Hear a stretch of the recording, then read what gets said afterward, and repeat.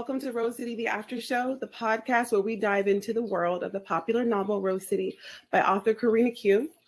In each episode, we will be discussing a different aspect of the book, from the complex characters to the intricate plot twists and everything in between. Make sure to check out Rose City on Kindle Vella to stay up to date as we explore unique perspectives and insight on the story. Today, we will start off with a life hack from Corwin Scott. Yes, good morning. Today's life hack is, it's hard to make out the difference between insults and bad advice. If it's coming from me, it's probably an insult. For more ways to strengthen your life and destroy your relationships, please tune in next week. Thank you. I thought you were going to say it's coming from you. It's probably bad advice. I see what you did there. No, if it came from you, Miss Russia, it'd probably be bad advice, but we won't go there. So can we talk a little bit about the destruction of life and relationships? Like, why would you want to do that? Well, let's be honest about it. If we're going to jump right into it, we can get into it with Malia if you want to, because she's kind of. Oh, no, you didn't. Oh, no, you didn't. Oh, no, you didn't. Oh, yeah, I didn't. We're going to get on topic, and we're going to stay on topic. We ain't discussing that. Shots fired. Shots fired. Well, okay, so let's start it off. So, okay, Malia. Everyone, the talking points. Oh, look who's taking over. My Jesus, my God. Yeah, well, pardon me. I mean, you wanted me to explain myself, so I'm going to let the man speak. Yeah, I'm going to hop right into the stew. So Malia has this thing about that Mike isn't, the best of people, and maybe he's not. He's kind of a dirtbag general, which is fine. But then she's taking up with Chan, and I'm kind of taken aback when she wants to. Let's be honest with you. If the phone hadn't rung, there would have been some sweet and sour going on in her collard greens and whatnot that night. And I was really kind of blown away that she was so open to just having this man come up and ravage her body. This is like their first time ever meeting. And then she was like, yeah, daddy, Asian daddy, give me some. And I was just really blown away by this and whatnot. You know what I mean? That she seemed to be kind of loose. And for somebody who is seeming like she's such a respectable person, if Chan hadn't have had to leave to go probably do a drug deal, I mean, he'd have been upstairs. The bed would have been creaking, and that would have been that. So, I mean, I'm just like, Mel, you just, she comes off in the book as being this young lady who wants to be respected and loved and all and cherished and all this other whatnot. But then it seems that when she gets frustrated with one situation, her emotions will go to the side and she'll put away common sense to be authority. Now, she was going on about with Mike rubbing the big bottoms and had the audacity to call the woman he was rubbing her bottoms authority. I was like, well, what makes her authority? Was it because he was enjoying her derriere? I mean, I was kind of blown. I thought that was a bit much to say about a young lady who probably was intoxicated and was enjoying herself like everyone else, making bad decisions just like Mel was trying to make with my man Chan. But anywho, I digress. Okay, let's get into some of that. You know what, Kyrie, you go ahead. Go ahead, because I see you ready, baby. I just feel like, Corwin, you're always just so hard on Malia. You know what I'm saying? Because I mean, she hasn't been in a relationship in such a long time, and I think it's human nature to have these sexual desires, to be close to somebody else's body. You know what I'm saying? And so we do have to the spirit stopped the situation because she was in a place where, she may have not controlled herself, but that's human nature. Can she get a little grace that, oh my gosh, like, yes, she does want it really, really bad, but instead, she could have still said, hey, come back after you get done handling your business and we can still get it on. But she didn't do that. You know what I'm saying? She's just like, woo. And then she's been drinking too. So how are you going to give the girl at the club grace because she's been drinking and we shouldn't have called her a thought, but Malia can't have any grace because she's been drinking too and she wanted to get some loving because she hasn't had any for a while. Like, you need to chill on my girl, for real. So all I'm hearing is excuses because, I mean, here's the thing. Mike probably hasn't had any good loving since his wife had put him out on the corner. So he was wrong for rubbing on the body's bottom, but all of a sudden Malia has some good stuff. You just gotta be mad, man, and just can't believe it. Get out of here with all that. Because when a man has needs, he needs to control himself. He needs to be he needs to practice some temperance and some self-control. That's what women always tell. Well, do they? They don't. Women are the ones who are expected to practice control with the draws. Let's be honest. And so, what are your thoughts, Corenna? And what do you think? Okay. Do you think that Mel was out of pocket? These are my thoughts about Mel. Okay. All right. So my thoughts about the situation is it's been 5 years for Mel. She hasn't been, let's be honest, sexually intimate with a man in a while, right? She has had way too much alcohol, and she has said it herself, like, I'm talking crazy. I think it's the alcohol talking. At one point during the conversation with Chan, she ended it. She was like, I need to get up in the morning and go to work and stuff like that, even though she didn't have to go into her store until like noon or whatever, right? Or 1 o'clock, whatever the book says, okay? So she already knew she was having a great time. The vibe was there and it was clear, right? But she was like, remembering some of the things that her mother taught her is like, know when to exit stage left. Know when, like pull back a little bit. Like, don't just be here and give too much. And she knew she had had too much alcohol. So I think that was one of the reasons why she was making that decision to be like, I probably should be leaving, because the way that I'm looking at you and the way you're looking at these legs, you can get a taste. So anyways, shut up, Corwin. So anyway, folks, let's just break down what happened and exactly what Corwin's talking about here. Can I just tap in? Go ahead, tap in. Just one little thought. I love you and Kyrie, but I'm kind of with Cohen on this one. You always are.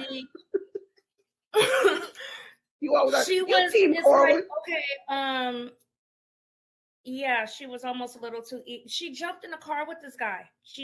This is her first time meeting him, and she jumped in the car with him and was ready to take him upstairs and give him the ones and twos in the bed. So, I mean, liquor or not, it was just a thought. She can't have a thought. No. Yeah, if he was OT, she was just being a thought. I mean, yeah, if he didn't have to go on his, I don't see the problem, folks. If he didn't have to go on his drug run, she would have gave it to him. If he was like, okay, yeah, I'll come upstairs, she was down for the count. She was ready to get it in. So let's just be honest. I have to agree with. Yes, it's been a while. Don't agree with him. Don't agree with him, because Corwin has flung his body around the city many nights. Now personally, Cohen, he has a track record. That's on him. Corwin is a hypocrite. I'm saying, as far as Malia goes, she may not be as innocent. And let's break it down. So what does innocence mean?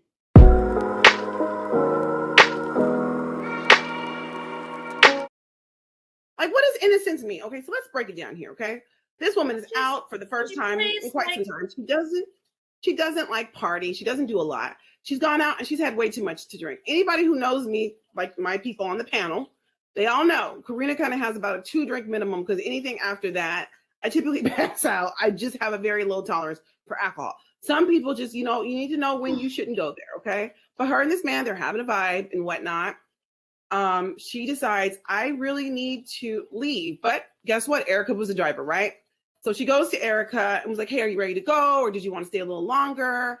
Erica fronts Malia out. A big fight ensues. Lots of curse words. We got to mix with a little English and a little Spanish. It's going down in the club. Erica points out right across that Mike is over there bumping and grinding on some big booty, beautiful woman, and he got a whole handful while kissing on the lady's neck. So Erica's like, que piensas? She's like, perfect timing. She's just laughing. And Malia's like, is this fool really over there grabbing on a woman's body and kissing on her after telling me that me and him should be back together? Like, she's just looking crazy. Everybody who sees it, his friends are confused. Malia's confused. Erica is dying. Erica basically tells Malia that she's the Hunchback of Notre Dame. He tells her to go get back in line. You know, you've always been this pigeon stool that Mike has ran over. She is just really cutting into her so-called god sisters. At this point, Malia's like, I'm about to get down and dirty. Homegirl's like, nobody loves you. Nobody likes you. You know, F off. You know what I'm saying? You are a total witch. Go cast some spells somewhere else. At that point, Erica loses everything and screams, shouts, starts trying to, you know, hit Malia. And Malia's like, whatever. So she walks out. So at this point, Malia leaves the club. She didn't go and be like, where's Chan at? You know what I'm saying? She just left the club. So at that point, she was like, I'm just going to call an Uber. She looks down, her phone has died. So now the phone is dead. She can't call an Uber. One of the people who work at the club was like, hey, did you need a ride home? We can get you, you know, a taxi or whatever. And so she's like, great. So at this point, Malia's just having all of these thoughts in her mind. She's thinking about Mike. It's brought up all these feelings about this man that she didn't know was there anymore. She was like thinking, I'm over Mike. I don't talk about him. I'm not into his life. I've accepted the fact that he's married and moved on. I don't care. I don't care, Corbett. I don't care. So she's thinking about the fact that, you know, at this point, him coming back has raised a lot of questions. And now she's doubting her feelings for him. Now she's like, a part of me wishes that I could have had a civilized conversation, you know, if anything, just to show him that I have grown. Like part of her kind of wish that maybe they could have, you know, kind of sparked up a situation and maybe even got back together. Clearly, she's drunk and she is feeling vulnerable. And she feels like, you know, she's mad now. Like she's like, oh, he's so fine. Like, how did he come back 5 years later and he looks like this? Everything about this man was like, she wanted to shut up for one.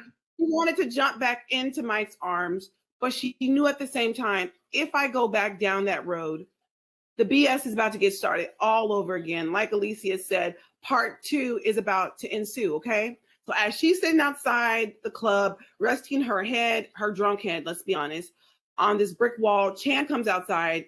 He sees her. He walks over to her. He asked her, you know, do you need a ride home? And she says no a couple of times. And he's very insistent on, you need to go, you know, let me take you home and all this stuff. And so at this point, you know what?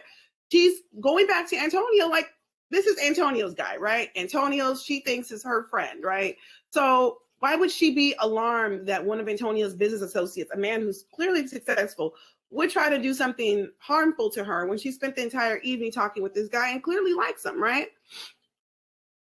Go ahead, Alicia.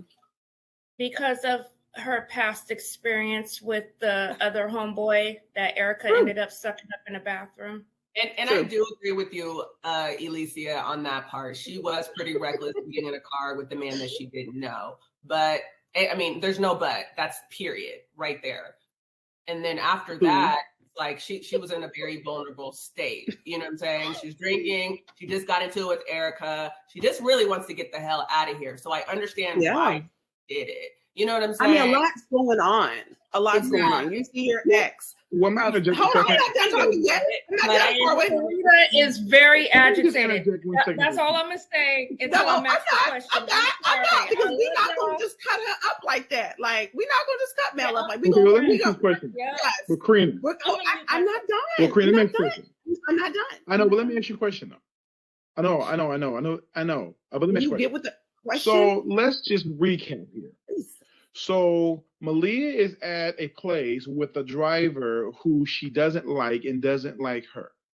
Malia overly drinks, knowing that she's in a place with and is going to have to depend on the same person who has been getting off on her all night.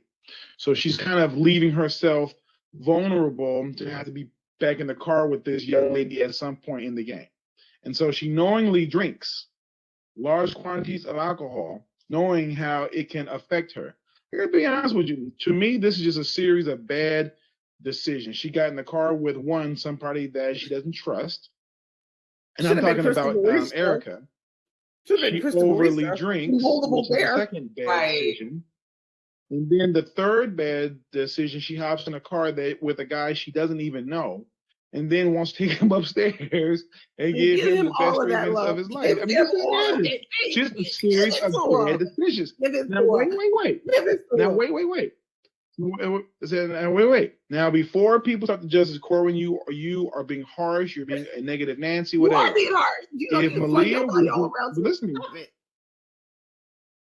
If Malia was your daughter and she was in this particular circumstance, you as the mother, would you say she was making the decisions about Erica, about overly drinking, and about going home with Chan? Just put that into Let me say perspective. this. If you were her mother, Yes. Let me answer. and then ask Shut your Chan mouth.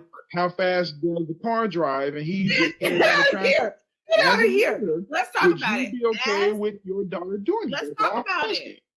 Let's talk about it. So as a mother, I would be like, babe, what are you doing? Like, you know what I'm saying? But I would also try to put myself in her shoes and understand, like, what was her mind frame like? You know what I'm saying? Like, we know that she's been going through a lot because of this third store not opening up. She's lost a ton of money on that. She's been stressed out. You can follow her if you want to. Nobody cares.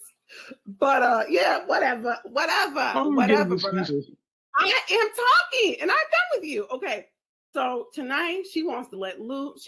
I think she did drink too much. I definitely think she drank too much. And I think that even if she wasn't like concerned about, okay, if Erica acts funny, she knew Antonio was there. She knew Eva was there. You know, she knew her friends were there. She knew she also had a telephone that she could go and call Uber or Lyft and be able to get home. So Erica wasn't the end all be all for all drives. You know what I'm saying? So as far as like, I wouldn't think that was a good idea, period, right? But I'm also trying to see life from her perspective. If I hadn't seen my ex in 5 years, who had definitely destroyed my heart, and then he comes back in, I'm thinking I'm all healed and confident, and I see him and I break down, I might grab a whole bottle and just kind of just start chugging it too, to try to numb that feeling. We've already talked about Malia has not been dealing with her emotions. We've already talked about Malia has been kind of stuffing things into a box and pushing it down, not actually confronting things. And so I believe that a lot of her actions at this very moment is reminiscent of not dealing with the problem. Okay, so Mike is here. Instead of me maybe getting up and leaving, she just starts dealing with it by drinking.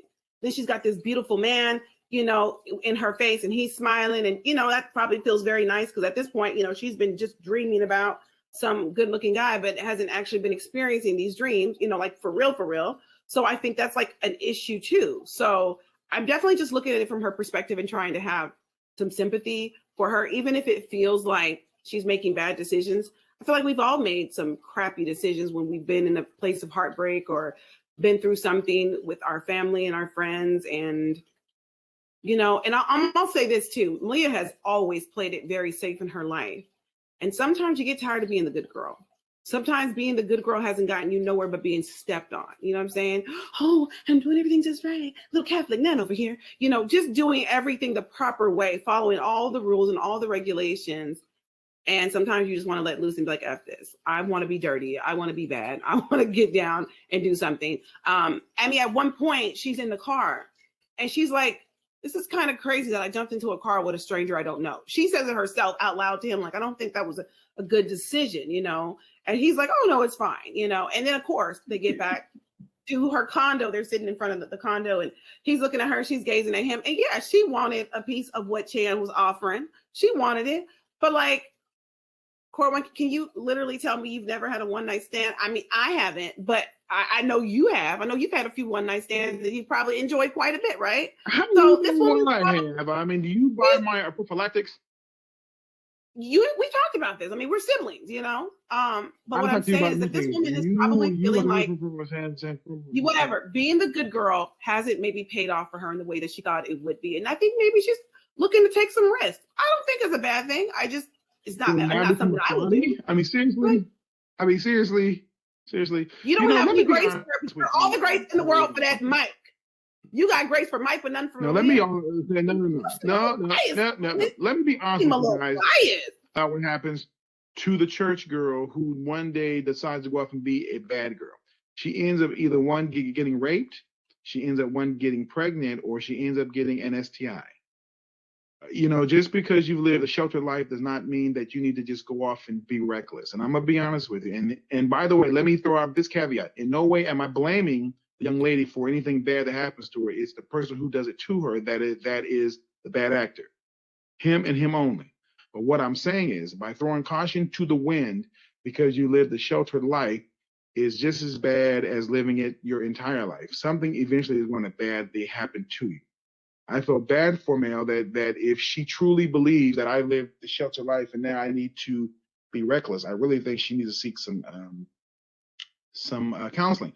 But I will say that is a problem. Men are reckless when every people day, shelter and their nobody children. says that. If a man went home with a beautiful woman that And he just men met, die he'd be like, every day you in know what I'm saying? accidents, My boy, die my in guy. murder. You say he Baghdad, he Baghdad. You know, so we would be hyping him Let up. me say this. He took home a beautiful woman. Corenna, After a few hours of conversation, but well, when a let me woman say wants to this. take home a fine man, oh, she's a thotty.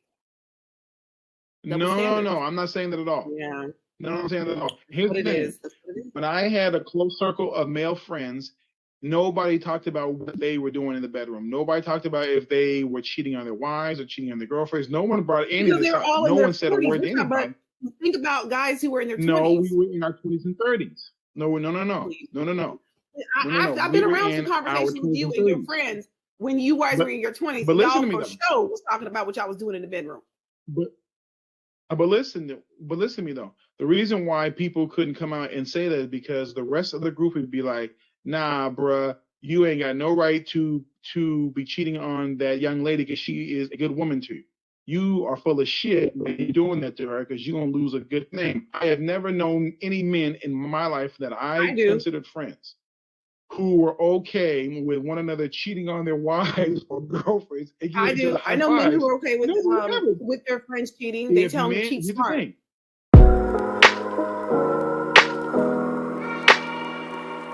What? You know. No. I totally understand why and what Malia did. I'm just saying that she's going to feel bad in the morning for her actions. Now, for somebody who is just an experienced filth, they're not going to feel anything. They're probably going to go home to their wife and act like honestly, like nothing has happened. But I think that Malia is going to regret, and I'm gonna be honest with you. And some men will also what happened? can attest to this as well. What happened, Cor? What is Malia going to regret in the morning? If something would have happened. But let me also throw out this caveat as well. In the morning. But at this point in time, nothing has happened. Let me throw this out as well. You do have to be careful about jumping in cars with people you don't know. But there have been women who have dated men, online, talking to people on the phone, and still came up dead on the first Very date. Dangerous. Very dangerous. So I mean, talking to somebody for 3 months or talking to somebody in 10 minutes, especially could have the same result. So. It's very dangerous for black and brown women. But I will say this also on the side of Chan. I have been in some situations where sometimes you do go over to a young lady's house and she asks you to stay the night, or you go back to yours, or you go to a hotel, whatever the case may be. If you see this as a long-term thing, you do not do anything that engages in any sexual behavior. You want the woman to feel safe and to understand that you're not there for sex. You just came there to hold her. Now, I'm going to be honest with you. Now, that's a real life hack, because afterwards, the woman sees you as being a respectable gentleman. And before you know it, she's sending you cat shots and everything on the light, even though that you never asked. You always go too far. You just go too far.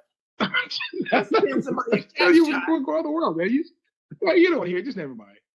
I'm giving you guys game for free, and you over here talking tough. You're giving game for men, but no grace for women.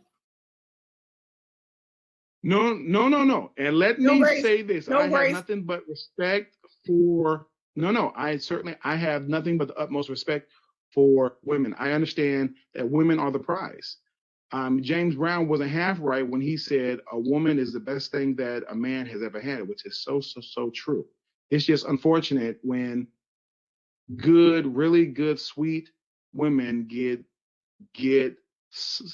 dirtied and get sullied by horrible men who have not learned how to be men, and they pretend to be these nice guys, and then they go off and they break the hearts of these sweet young ladies. No.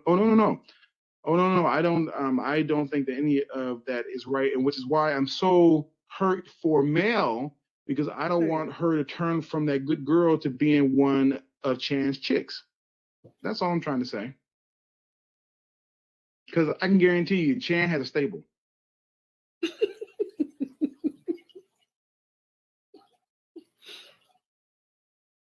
Okay. So my perspective is Malia, at this point in the story anyway, she's not at a place where she's advocating for herself, where she's speaking up and, you know, expressing how she feels. So, you know, even with her getting in the car with Erica, you know, before when she's getting ready and she finds out about it, you know, and Eva, you know, talks her into, you know, giving Erica another chance. You know what I'm saying? She just like, she shouldn't have went along with it. She should have said no, should have put her foot down, you know, but Malia's not in that place in her life yet, you know, where she's advocating for herself. So she's just moving through tonight. She's already upset. She's already, you know, going out. She wants to be there for Antonio, but she doesn't even want to be out. You know what I'm saying? So she's still doing things for other people and not putting herself first, you know, and I feel like she drank too much because she's trying to take the edge off. She's trying to chill. She's trying to relax. And then things just keep hitting her and hitting her and hitting her, you know, and we've all had, like Corenna said, we've all been there. We've had times in our lives where we're spiraling. We've made bad decision after bad decision because we're trying to get a grip on the situation. And then we get hit with something else. And then we get hit with something else. And we're just like, oh my gosh, you know what I'm saying?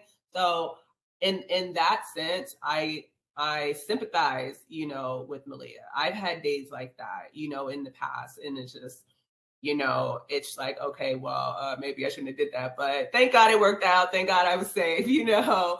So I think, Corwin, you could offer Malia a little grace in light of, you know, everything that she's dealing with. That's a lot for one person. And then she doesn't, have anybody to talk to sort these things out, you know, and she's not even in a place where she's talking about it, really, you know, it's just all in her head. So give my girl some grace. Well, you know, I'm going to be honest with you, Miss Russia. I think that you have an interesting point, and I think that there should be some grace allowed. However, like you said, Malia started making bad decisions before she even left the crib. She got into a car with somebody who she didn't even like or trust. And then, of course, it's not about having a human experience, but I'm going to be honest, there are some people that I do not like. Now, listen to me now. There are some people that I do not like, and guess what? I don't fool with them. Absolutely, I don't fool with them. Because I already know what kind of people that they are, and I'm asking for trouble by even engaging with these. But when did you come to that you guys in your life? Those people are family and close friends, and you have to be in their presence. And those are the worst kind to be around. Corwin, let me just remind you of something. It was about 2009 where me and you both made a decision to cut off a member of the family that everybody else seemed like they didn't have no ability to stand up for themselves. Me and you were like, hey, we're going to address the situation with him. They still don't, and if he doesn't, you know, come correct the way that we think he should come correct, then he's going to stay cut off. I need want him to come correct. Well, whatever. I'm saying like this, 2009, he got cut off. And today is 2023, and we have not spoken to him and will not speak to him, okay? So what I'm saying is that at that point, you know, I was in my 20s. What I'm saying is that at that point, I was in my 20s and you were, you know, in your 30s, right? So think about it like this. We, at that point in our lives, were starting to advocate for ourselves because we have been dependent on mom and dad to do what should have been done, and they wouldn't do it. So me and you were like, okay, the hell with that. While we're on the street. No, I'm serious. The blizzard, you learn my man how to advocate for yourself. On the you heat stop putting up with people's and BS. some Campbell's soup inside now, the trunk. I ain't if he wanted to give me a ride, something. I tell him to take a hike to hell. Because now I'm advocating, I'm standing up for myself because you ain't gonna just do me in that you would hop in the car and ask where is the minestrone soup. It's something that you learn. No, I think process. I personally think that Corenna would get into the car now and ask where is the chicken noodle soup. You've never had to learn anything. You never made any mistakes. I was raised this way. Oh, by who? The devil. No. No, what I'm saying is that. Thank you for your honesty. I do understand that. Even though that I used to work very closely with you, Miss Rasha, we won't talk about that, the devil part. But anyway, the thing is, no, I certainly agree that people need to advocate for themselves. However, I still think Erica was the first bad decision of the night. The alcohol was the second bad decision night. And then, like I said, and let's be honest about it. With the inebriated state that she was, that Mel was in, if Mike would have came outside and, hey, baby, start speaking, like Pepe Le Pew and whatnot, I mean, he might have been the one who had taken her home and was in them, it was in them drawers and whatnot. You think? That's a strong possibility. Alcohol helps you make possibility. Alcohol is a very dangerous thing, and I think that's one of the reasons why it's important for us to really dive in. Nobody made her drink. Who said she was drunk? Nobody said she was drunk. Stop it. What I'm saying is, I think that's why I said drunk. Well, I mean, you guys are talking about. What I'm saying is that you're saying that it's voluntary. We know it's voluntary, but what I'm saying, Mr. Rolls his neck. What I'm saying is, I think that this is a very good topic because we're talking about people taking ownership and accountability for alcohol and all of these different things. And Corey, you make a good point. Had Mike came outside and Chan never showed up that night, possibly it could have been them going back to the house. You see what I'm saying? And there might have been some buyer's remorse the next day.